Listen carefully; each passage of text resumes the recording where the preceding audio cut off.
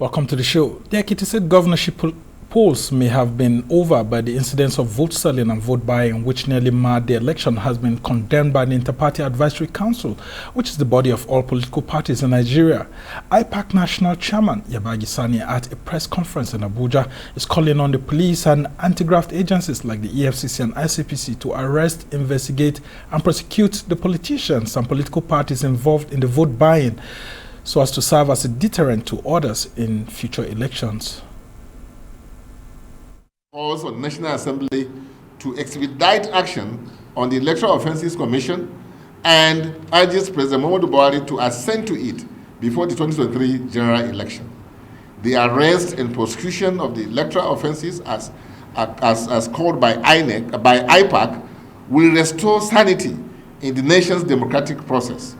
Meanwhile, the police should quickly prosecute those arrested for vote buying in Ekiti State, including INEC officials and security agents who aided and abetted the crime.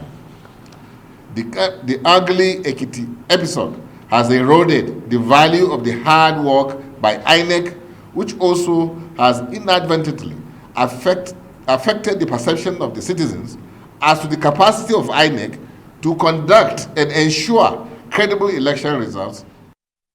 Well, for more on this, I'm now been joined in the studio by the National Chairman of the Inter-Party Advisory Council, Yabagi Sani, who is also the presidential candidate of the Action Democratic Party. So good to have you on the show. Thank you so much. Yes, and we've seen a surge in the issues of, vote selling. Not only vote buying, the emphasis has been on vote buying, but this time around we're seeing willing sellers and willing buyers. And you are also disturbed, just like a lot of Nigerians are, that this may affect our democratic practice. Tell us more about how Ipac is working with other agencies to ensure that this doesn't continue. Well, thank you very much for that question, because it is at the button of the survival of the democracy, which we have worked so hard, to earn. And we believe that the citizens in this particular case are victims, because if you look at the underlying condition, economic condition that the citizens of this country have been subjected to,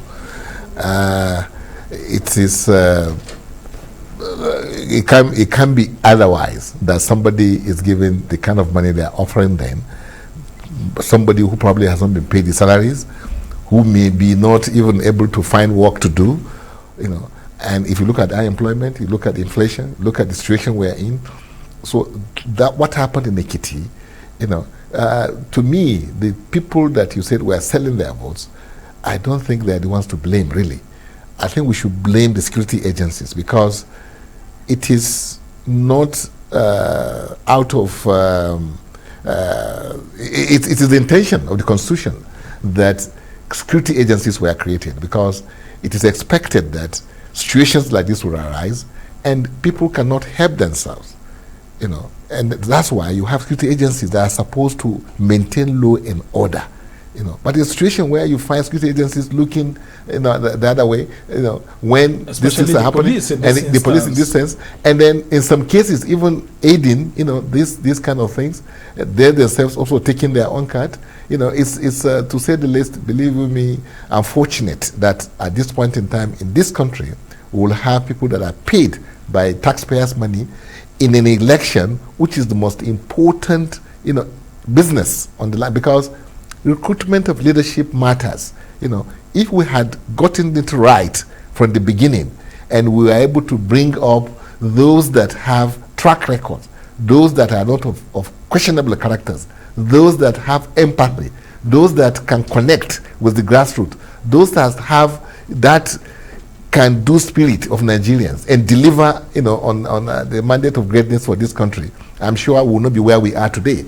But when you bring people to leadership that have no knowledge of what to do with power, that do not even know the implications of their omission and commission of certain actions they're supposed to take, then what you find is really, it cannot be anything different from what is happening today. Yeah, but so your, that's your why members, the political parties are very, very culpable in all of this.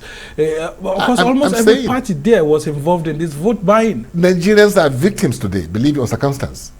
which is occasioned by the lackluster, governance that we have in place today. There's no other way to look at it. We are all victims, I'm telling you. Political parties you are talking about, I'm not even sure it is the chairman or the executive of the parties that are perpetuating this crime that you are talking about. It is the candidates, those that have lots of money, particularly those ones in government. They are the ones perpetuating this heinous act against this country. It is not the chairman of parties or the executives, like I told you. It is those that are stealing our money, and they are not even ashamed. They do it with impunity, as if that is the way to go. So that's why we are calling on the security agencies, the police in particular, and EFCC, to come forward and tell Nigerians that the money spent on them is not for nothing. That they are working for us. They are not working for the government or for those that. Yeah, because you have raised a very critical point here. Those political parties that are in power, yes, tend to be spending more of our money, okay, to in fact destroy our system again, destroy democracy for us. Because when it becomes the highest bidder, democracy becomes the highest bidder, anything goes. You will end up with drug pushers, killers.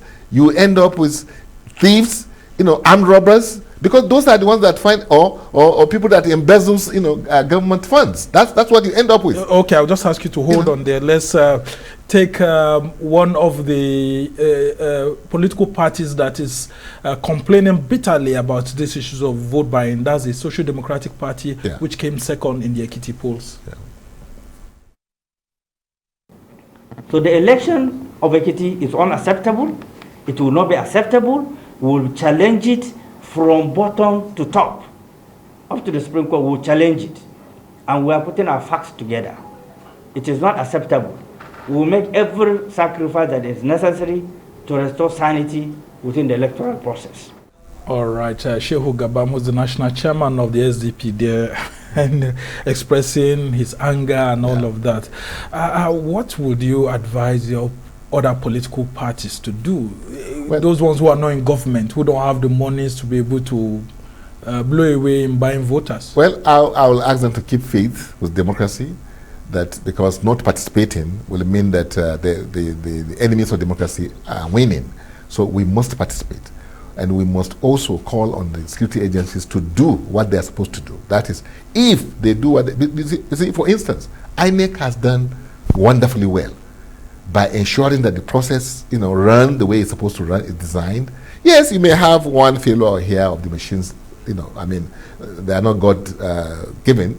They are man-made. So, but when you look at the performance of INEC, as far as the process is concerned, as far as supervision is concerned, as far as delivering on what they've promised the country is concerned, believe me, they have done 100%, or if not plus. But here we are with other agencies of government that are completely, at variance with their expected responsibility, that are colluding, in fact, in actual sense of it, with the thieves. Yeah, trying to, it is the truth. And if we do not, if the people do not, rise up and then demand that accountability, from these agencies, they must be accountable, to us, because they are not serving themselves. And they are not even supposed to serve the government of the day. They are supposed to serve the nation.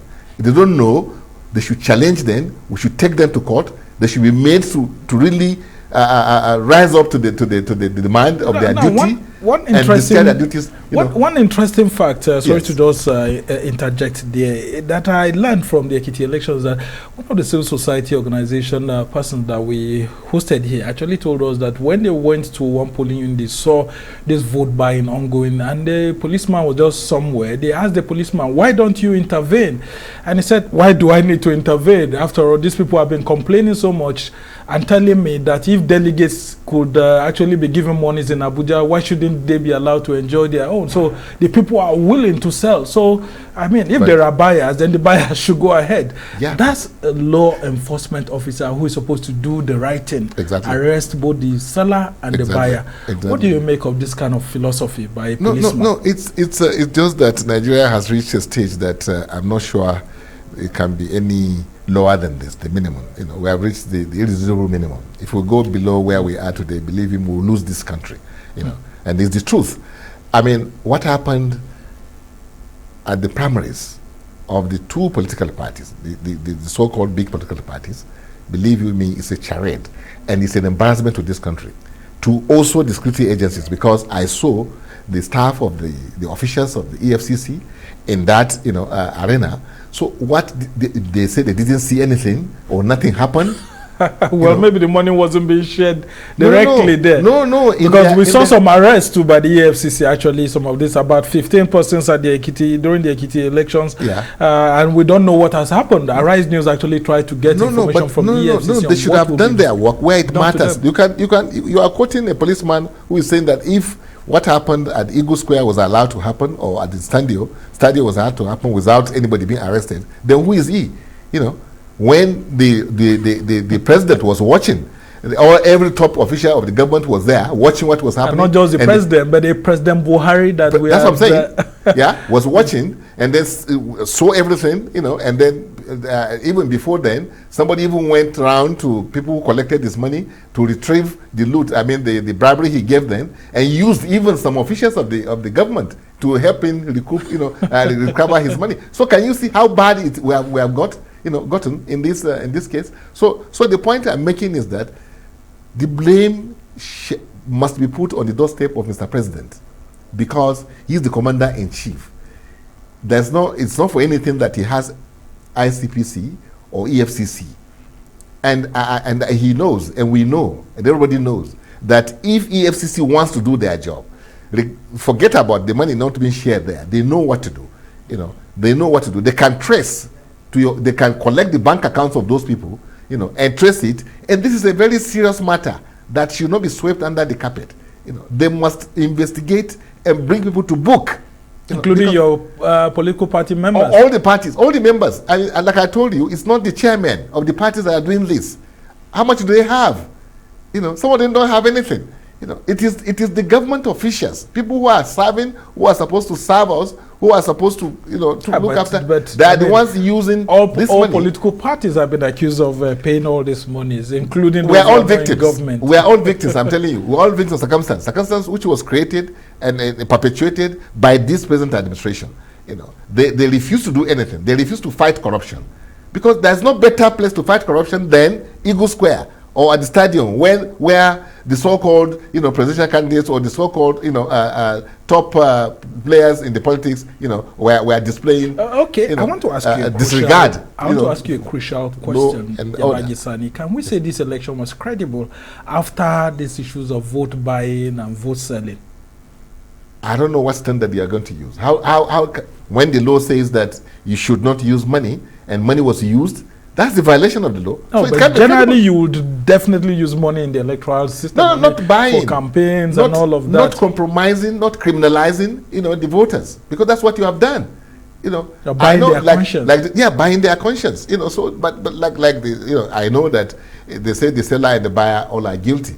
But in circumstance, please, we should temper, some kind of justice with mercy, in the sense that the poor citizens are victims of this circumstance, because the man that stole their money, who has denied them, good life, who has not built roads for them, has not allowed them to be employed, is the man that's now coming out with that money to distribute to them. So, I think the Nigeria, we must wake up and hold these people accountable. But how about the vote sellers? I mean, we saw these young ladies and others they are victims. As far as I'm concerned, as far as I'm concerned, they are victims. Somebody offered the money before they say, okay, bring. And like some campaigns go, take their money, it's your money, but do the right thing. So those people who are giving monies are the ones who have committed the greatest sin? The giver. In this case, the giver in this case, because it's like there are stories of instances where somebody was taken to court and then the judge now said, what are circumstances leading to this person doing this? They blame the society, not this one. Okay, so what are the situation we are in today? How can this threaten the integrity of the 2023 election? If we take action, it's not by just looking the other way. No, It's not by Mr. President sitting congratulating the fraud that took place in Ekiti. That is not the way to ensure that he will leave a legacy that he wants to leave. There's no way. He'll be far away from that legacy if he does not do anything about what happened in Ekiti. Okay. Now, let's move on to other issues within the polity, and I must start by congratulating you on your emergence as the presidential candidate of the Action Democratic Party, which you are the national chairman also. Now, tell us why political parties are beginning to bring this innovation of placeholder. I don't know if you have already submitted your own vice presidential candidate. You've already done that, and I don't know if the person is a placeholder or is it's a placeholder.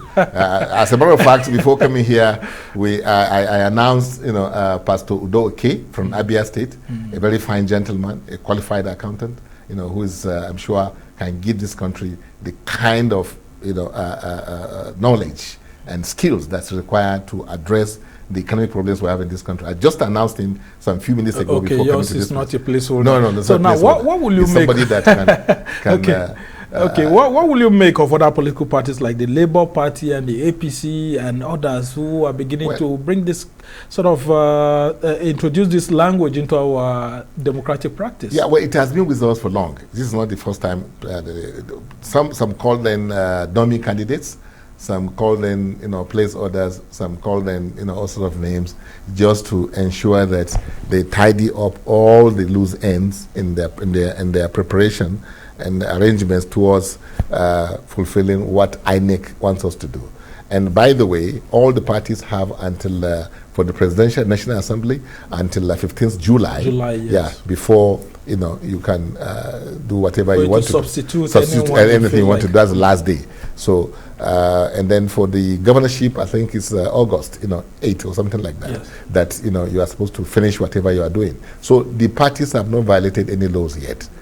That are known to yeah, but Nigerians seem to be angry, and they're like the political parties are taking advantage of them. No, I've always said that intelligence. I've always said that this is the internal arrangement. It's an internal process. This has nothing to do with the electorate yet.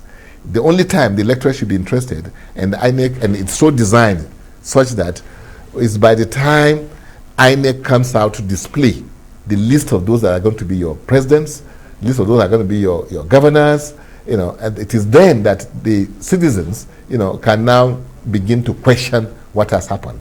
If they don't like what has been presented today, they can reject it at that point in time. But between now and that time is the internal arrangement, internal business of the political parties. That is just because in this country, we would like to play things, beyond what what they're supposed to be. That's why the whole space is occupied with issues of place or die, what have you. It's nothing to do with the public for now, believe you me. And the laws are so arranged, organized in a way to protect the interests of the citizens. Okay. That by the time INEC comes out now, I think that is September. 20th September. Campaigns will start. Exactly. So by then, and even before then, the list will be out by INEC, and it is then that people can now begin to question what has been displayed. Yes. Okay. Now let's talk about some of the intrigues we've seen. People who didn't participate in the political primaries now their name is being sent by political parties to INEC. We've seen APC being accused of doing this with the former Minister of Niger Delta Affairs, Senator Godswill Akpabio's name being sent. And then we also have the name of Ahmad Lawan, who is the president of the Senate, being sent. When we all know that these persons took part in the presidential primaries, and they didn't take part in the senatorial primaries, and they didn't go back quickly to go and fill up and do whatever they needed to do before the deadline. What do you make of such? Well, I don't know what lawyers will say, but I think the law is an ass. Perhaps if in their constituency, the arrangement is consensus, and they have arranged that, okay, we have by consensus we have chosen Ahmed Lawan to be, for instance, our candidate, for this election, by consensus. If that was done, And then when he was at the, you know that the elections didn't take place on the same day. Yes, yes. You know, not on the same day. Yes. So perhaps, you know, this has happened. Yeah, but that didn't happen because you must have read and heard this gentleman called Machina who said he actually emerged and his, I understand, yes. he doesn't have any reason to doubt that he was the direct person that was recognized by INEC. Yeah, but he's surprised that his political party is sending the name like of like I said, the parties have between now and 15th July, is it, you know, to swap and change names and what have you. So they are doing nothing that is against the law. For now. Okay. You know, and politics, like you know, they will find a way to reach Masina. Yeah, but that is if he agrees to step down, and if he doesn't, he would have to claim his mandate. Well, he has said. So be it. I mean, Lawan has to just accept his fate. That this is what so he God shot himself in the foot. Yeah. Okay, as we try to round off this conversation, I want you to tell us what you want to do as a presidential candidate for this country, if indeed your party, the ADP, makes it and is elected into power next year.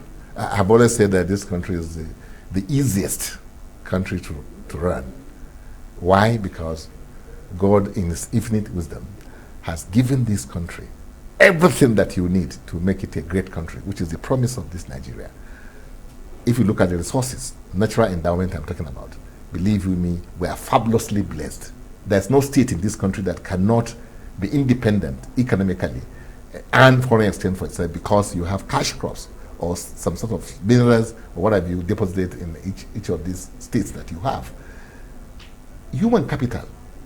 We have young, dynamic, population that is waiting to be engaged and tapped. You look at, we are the biggest economy on the continent of Africa. We have the largest population on the continent of Africa. We have the biggest landmass in terms of the space that is not in any way suffering from natural disasters. Especially arable land. And so we have just about 120 seconds before I know. The point I'm making is this. God also has given us oil and gas sector, which gives us almost 90% of the revenue which you earn, from the foreign exchange that you earn to run the economy. And the question you ask yourself, where you are making this much income, this much revenue, and is so disorganized, is run manually, criminally. And manually. You have a lot of experience there. Yes. I want you to tell us, how will you solve this fuel problem, for example? These fuel scarcity issues that we keep having, fuel scarcity is now and then. The subsidy as it is managed in this country today is a fraud. You know why I say it's a fraud?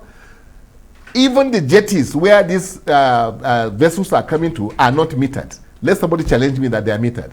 Because I carried out a study for NIT, and since that time, nothing has changed.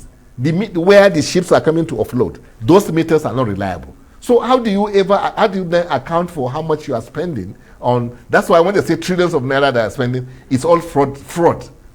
80%. My company, we installed for NMPC a system that will enable NMPC to know from Abuja here what is happening in Port Harcourt, Kano, wherever they refuse to use it. They refuse to use it. They spend millions of naira, dollar of Nigeria to use it. We commissioned it. We handed over this. Today they refuse to use that system. So it's a deliberate attempt. So, given a chance, believe you me, this country is the most easiest one because if you can fight and block those financial leakages that is so porous, so pervasive in the oil and gas sector for criminalism. Look at what happened. Samna, your Accountant General stole almost $170 billion. Naira. I say it's the tip of the iceberg if they bother to investigate, because why? Under a Buhari government. The reason is that the oil and gas sector, which is one of the sectors is accountable for, that is accounting for, is not in any way regulated in terms of measurement, controls, and monitoring. There's none existing in that sector. The only areas where you find online systems working is in the IOC's facilities. They operate within international standards. Exactly. So who says we can't international standard? Because we are thieves. That's why you have thieves, running your system. Because they told you 80% of your revenue was stolen. Yeah. So what will you do about it? I will stop those things. I will stop those things because it's very easy to stop it. The oil and gas sector is not a Nigerian sector alone. It's running, like you talk about international best practice. It's running all over the place.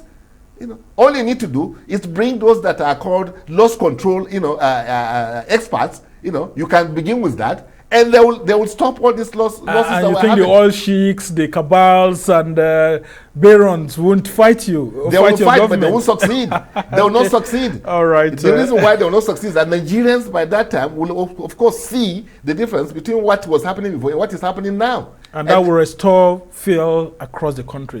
What is due to Nigeria will now accrue to Nigeria. Oh, okay. And so much of our money is being stolen as we speak. All right. We must thank you so much, Yabagi Sani, who is the national chairman of the Inter-Party Advisory Council, and you're also the national chairman of the Action Democratic Party, and then the presidential candidate of the party. We hope to have a better conversation, especially when the election campaigns start fully. That's when we'll have you going on the full volley as to what you do for Nigerians and all of that. But we must thank you for now for helping to sing the song. I mean, campaign against vote buying and vote selling in Nigeria. And we can only wish you well. Thank you so much.